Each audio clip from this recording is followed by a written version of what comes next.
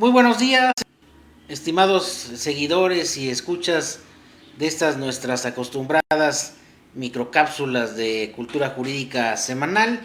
Pues el día de hoy ya nuestra cápsula número 226 cápsulas en cerca ya casi de 4 años difundiendo la cultura política, jurídica y social de quienes nos están viendo, de la sociedad en general y sobre todo de estudiantes de derecho y de otras áreas afines interesados en estos temas que pues finalmente nos afectan, ya sea para bien o para mal, porque muchas veces es para mal lo que hacen ciertos personajes que tienen poder.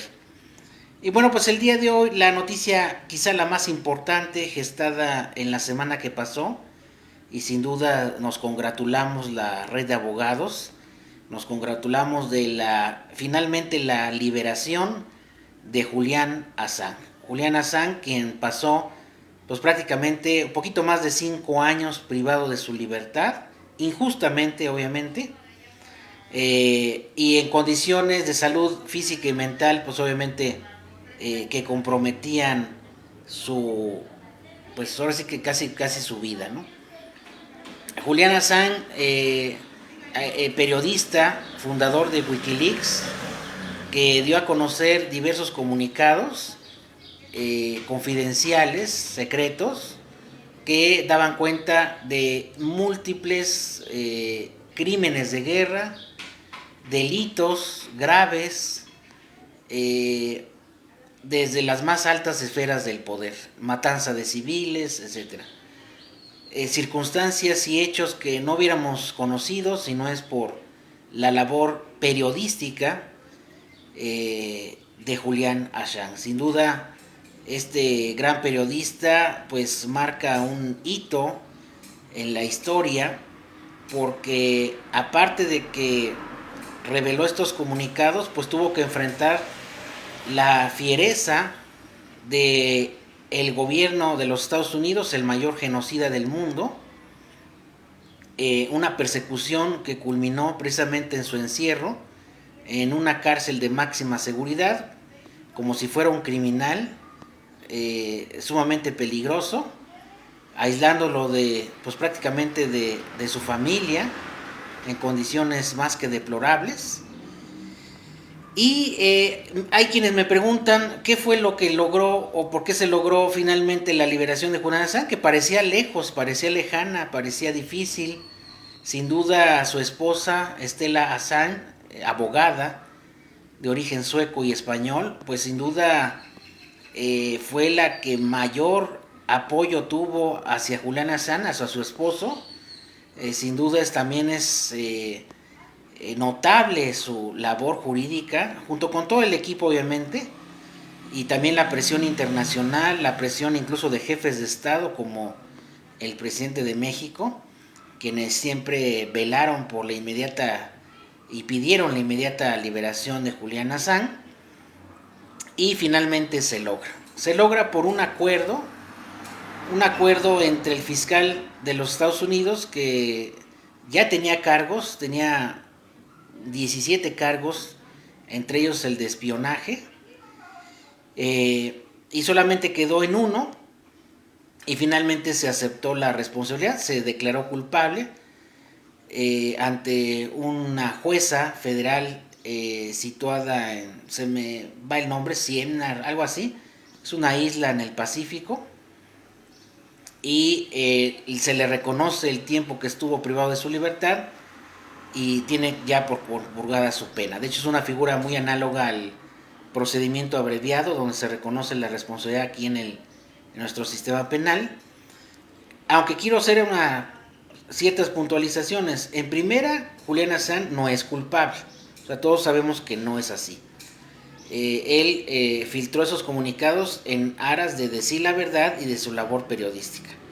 Dos, siempre tuvo la presión de los Estados Unidos, la mayor potencia militar, y bajo esa presión fue que pues tuvo que aceptar esa culpabilidad, porque era o aceptarla o seguir encerrado. Estaba entre la espada y la espada, tenía que decidirse. Tres, desafortunadamente todavía existen, como en muchas partes del mundo, fiscales obtusos, juezas obtusas, como la jueza que presidió esta audiencia, de declaración de responsabilidad. Y pues ahí nos damos cuenta de que no hay independencia judicial. Ahí es el tema que incluso está ahorita en discusión aquí en México.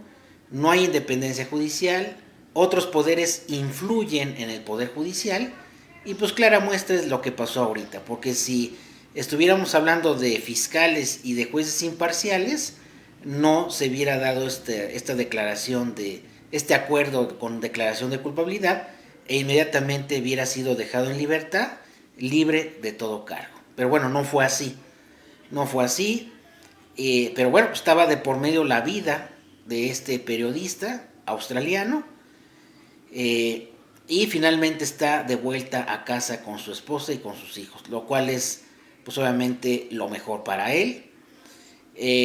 No sabemos si seguirá en la labor periodística, seguramente sí, a cargo de Wikileaks. No sabemos si todavía seguirá filtrando comunicados, obviamente con el riesgo que existe de que le vuelvan a fincar otros cargos. Y obviamente también sabemos de que pues este es un mal precedente para la labor periodística. Es una llamada de atención que hace el gobierno más poderoso.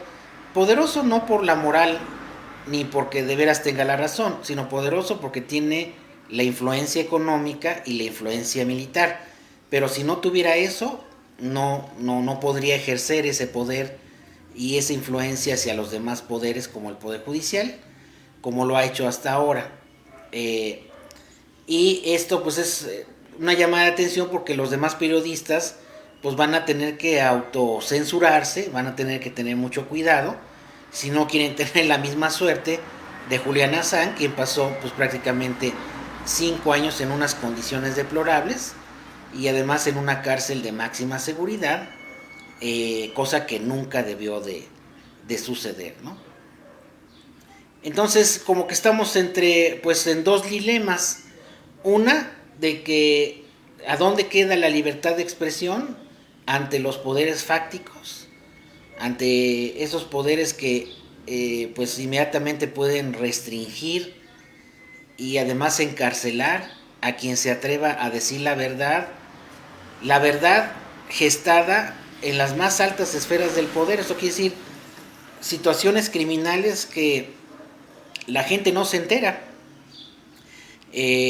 y sucede.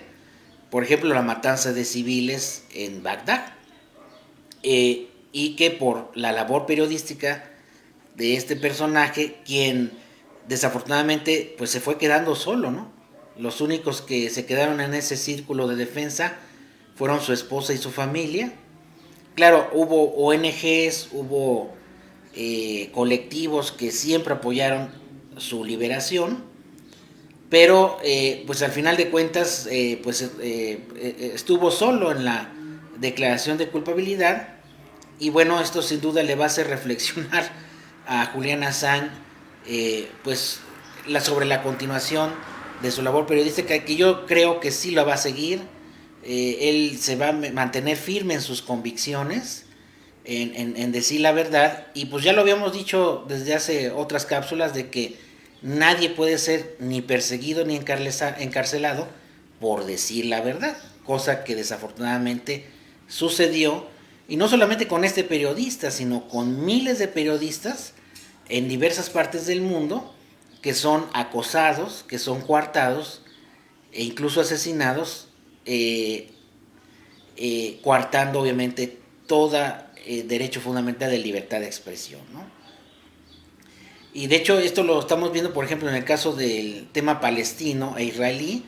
Cuántos cientos, no sé si llegue a cientos, pero de periodistas han muerto a manos del fuego israelí y de las armas de Estados Unidos, tan solo en esa parte del mundo, en ese conflicto del cual ya hemos hablado muchísimas veces, que es claro que hay quienes no quieren la paz y quieren continuar la guerra, al igual que lo que pasa en Ucrania y en Rusia.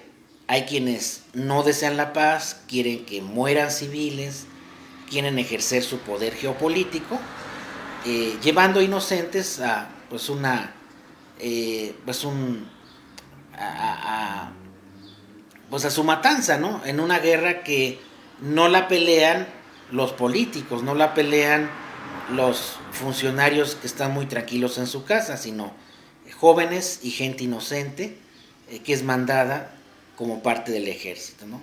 Entonces todo esto no debiera de suceder y seguramente estos mismos crímenes de guerra que se están gestando en esta parte del mundo, en Ucrania y en Rusia, pues no se van a saber ni se van a salir a la luz, porque pues Julian Assange no ha tenido oportunidad de darle seguimiento a estos conflictos, pero seguramente miles de crímenes se estarán gestando tan solo en estas dos áreas del mundo en donde todavía se está gestando pues un conflicto.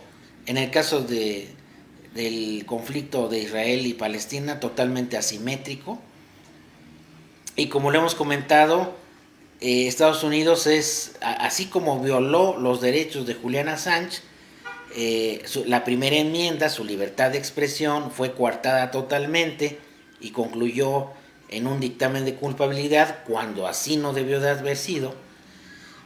Pues sigue dotando de armas, apoyando al lobby armamentista en Estados Unidos, que la mayor parte es privado, para que Israel use esas armas contra el pueblo palestino, que obviamente no se compara en su poder de fuego, y también en esa parte del mundo, en Ucrania y Rusia, que es una guerra que ya, me parece que ya también tiene ya más de 4 años, y hay quienes no quieren la paz, quienes no quieren seguir en esta guerra, pues porque obviamente les conviene, porque pues ellos están ganando en su carrera, más dicho, en su afán armamentista y en la venta de armas a esas partes del mundo, ¿no?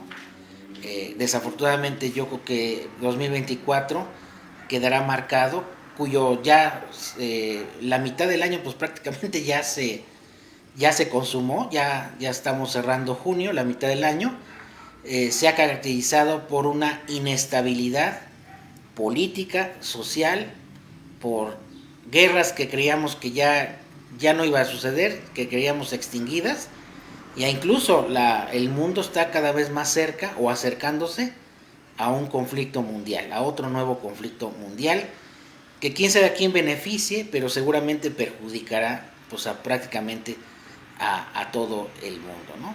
Entonces celebramos desde aquí la liberación de Julian Assange, lamentamos que haya sido en esos términos, porque sabemos que nunca debió de estar en la cárcel, no es culpable él, todos lo sabemos, pero pues era entre su vida, seguir encerrado, o aceptar esa condición, ¿no?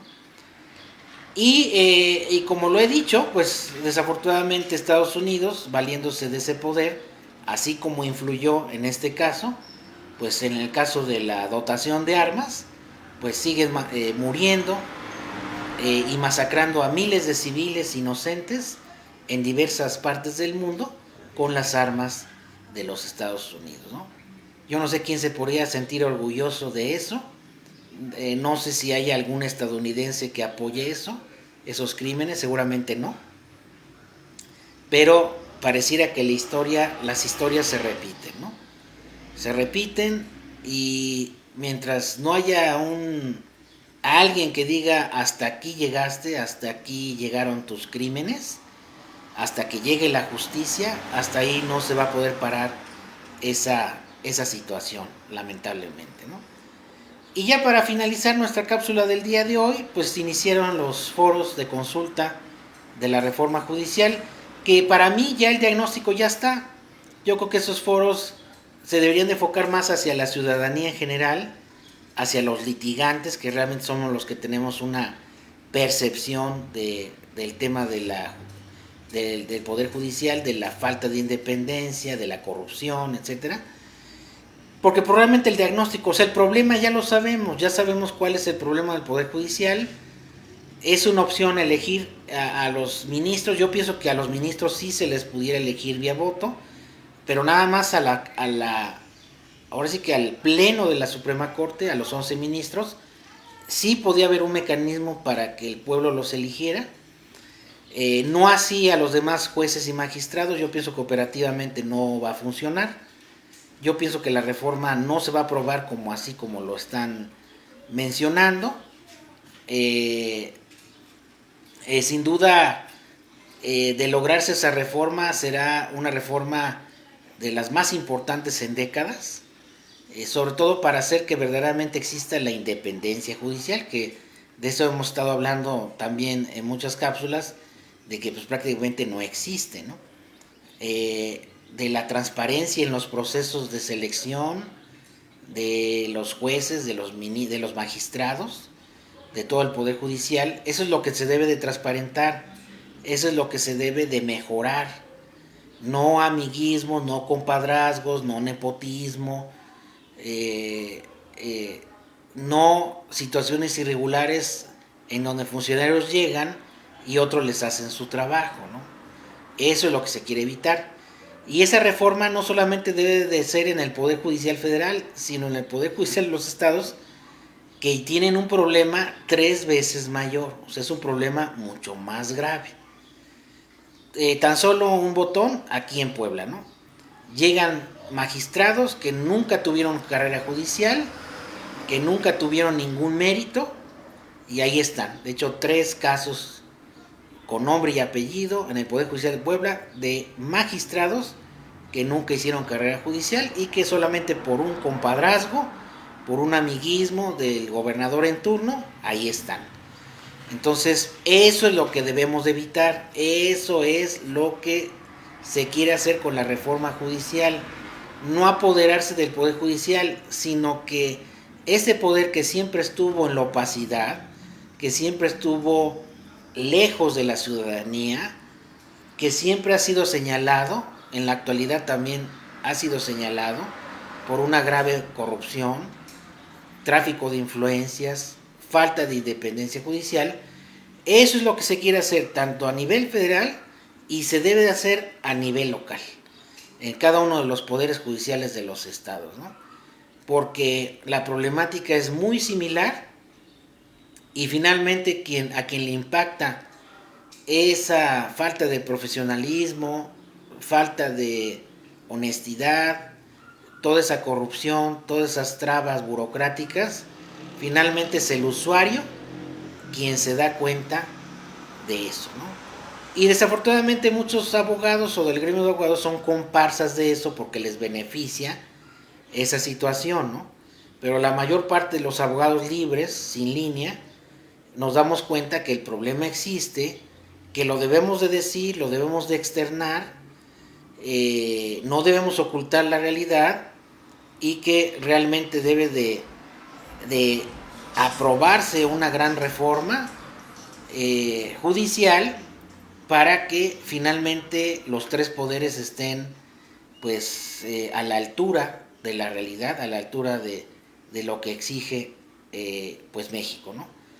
Pues muchas gracias, que estén muy bien y que tengan un excelente día. Gracias, Nax Alonso, qué bueno que nos acompañas, y a todos los que nos están viendo en nuestros diferentes